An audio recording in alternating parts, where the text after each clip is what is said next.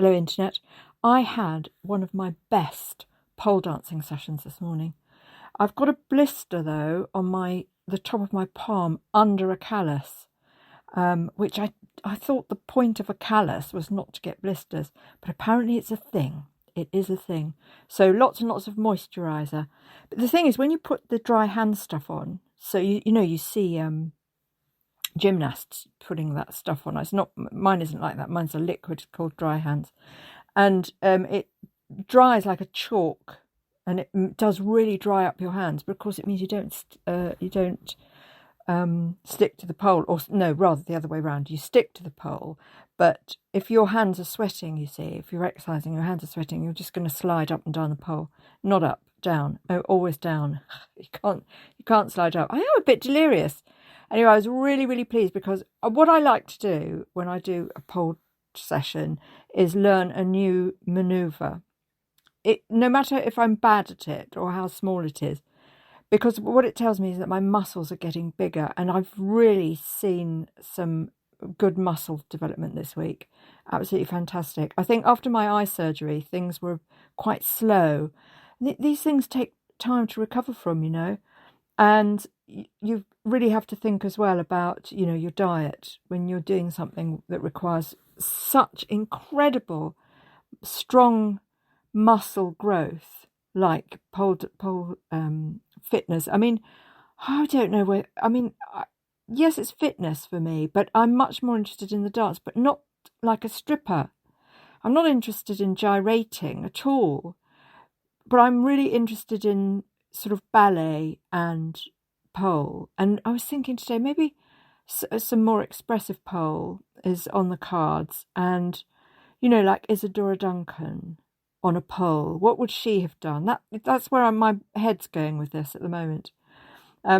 Anyway, the next session, which will be in a couple of days when my blister's healed, I'm going to film it. So that'll be over on ElderescenceTV.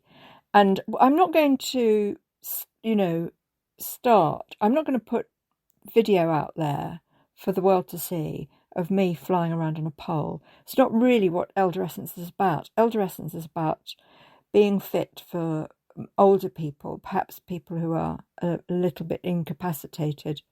My brother's in a wheelchair, and I think about he wouldn't use a pole, obviously, but how important it is to keep his arms in good fettle, as it were. And when you get older, sometimes it's your legs that really go. Also your arms when lifted above your head, but they're fine in that bit from your hip to your shoulder sort of thing. Do you see what I mean? So when you're doing ballet, if you're doing ballet for older people, you shouldn't force them to go right up to the sky with their fingers. It can be, really taxing, especially if there's arthritis at play. But anyway, I was thinking about the sort of classes that I want to run at Elderescence. So they're going to be quite simple. These are the ones that you can watch for free if you're a member. It's not really free, it's all inclusive. So it's only £5 a month. It's really, really cheap. ElderescenceTV. Google it, you'll find me.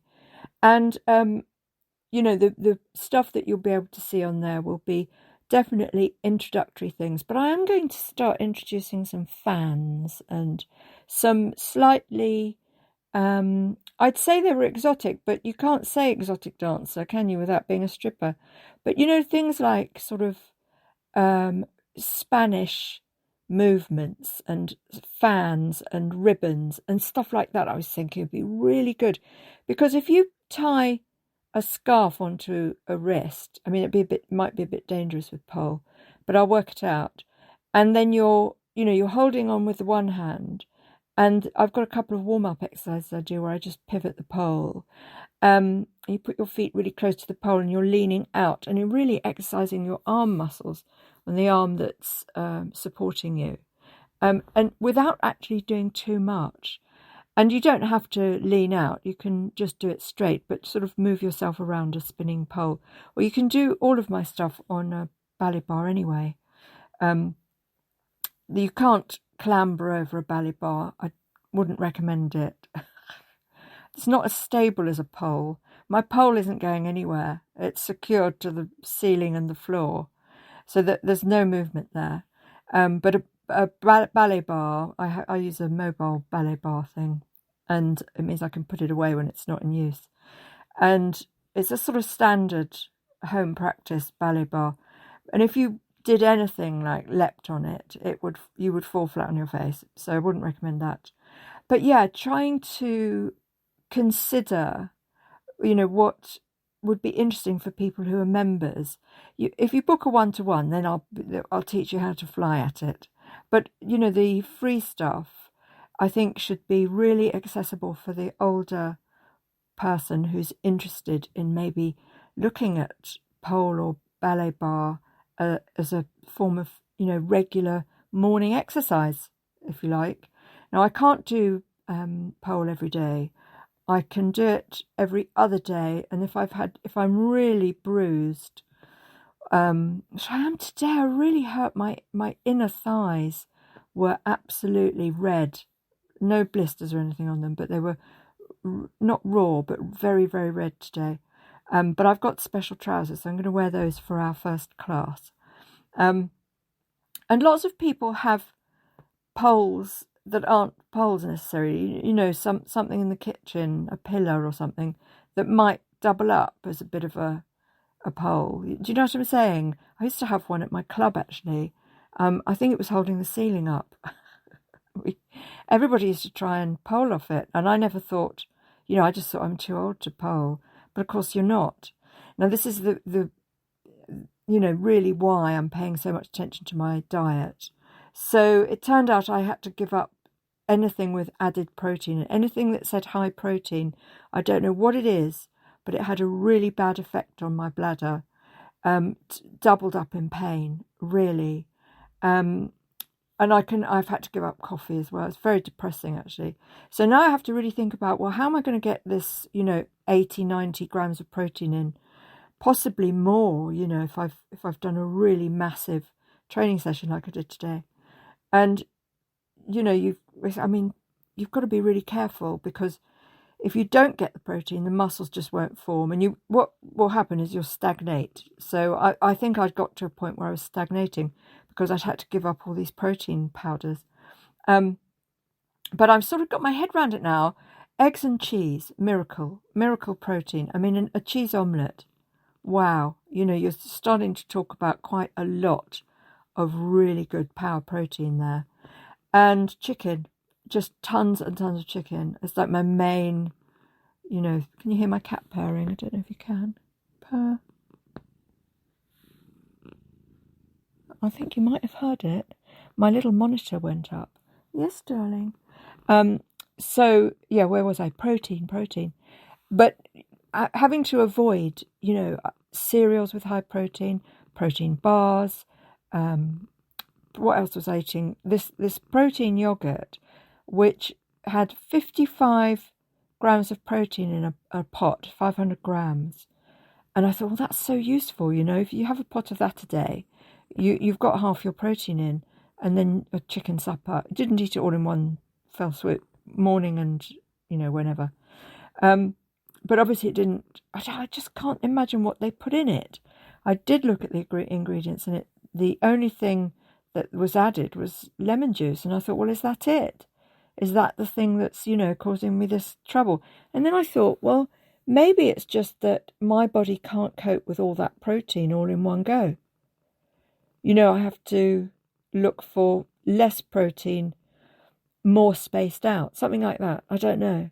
But it's really interesting. So you've got to be careful what you buy. And I see they do it in Aldi now, and they do it in the Co-op, or Morrison's rather.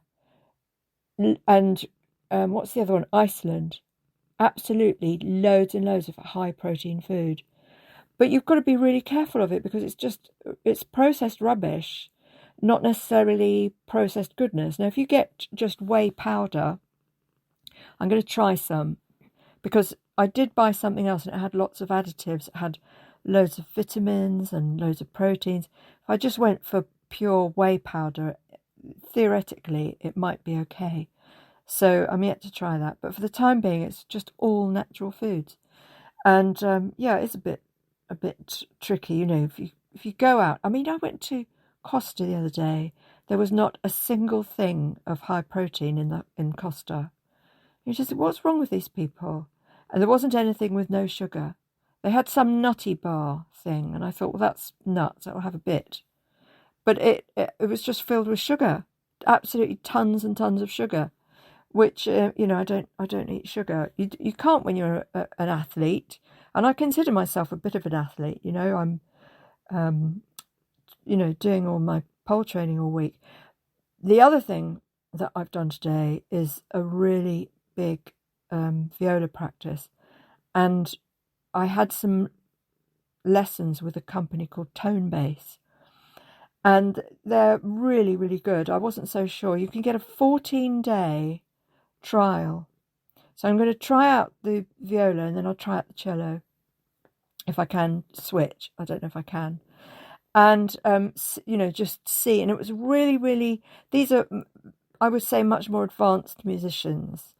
I'm not going to say proper musicians, because there's no such thing as a proper musician, but musicians who are really trained in their craft and understand the nuances of things like how you hold your viola.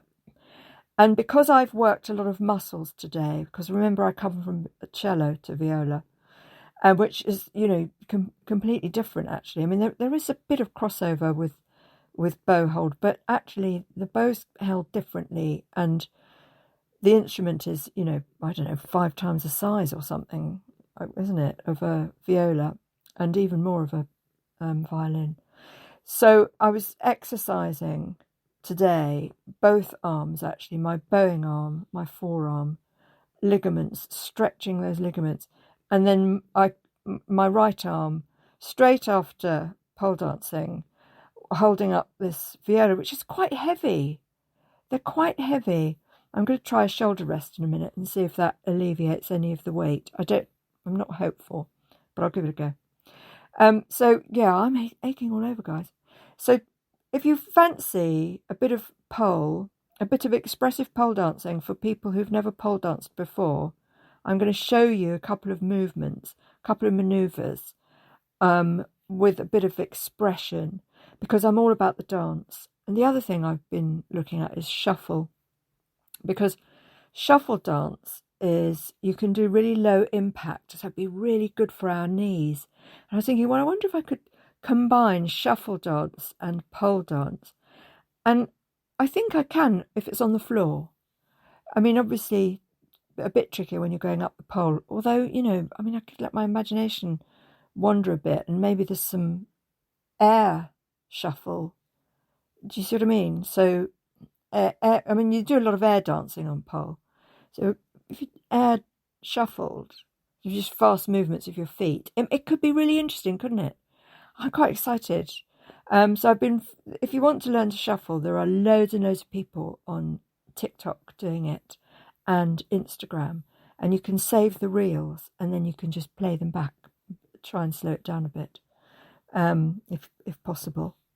But yeah, we'll be talking about all sorts of different things that are not going to strain our elderly muscles and bones.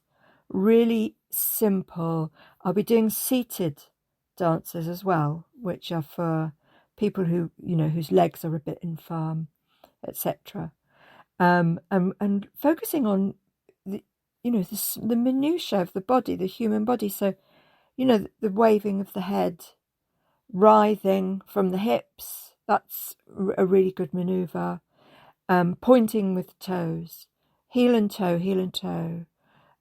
Moving the arms from left to right across in front of you whilst holding a fan, so you can fan yourself while you do it. This is all exercising these muscles, these small little movements, and that's really helping keep our mobility as we get older. So I'm really excited about that. So a couple of days' time, I'll be doing those, and you'll be able to access those. In the meantime, there's absolutely loads of footage on there that I've been uploading over the last few days. So it's quite exciting, actually, Elderescence TV, already with the archives. I just haven't started any new stuff, but we'll start that in a couple of days. So hope to see you there, guys.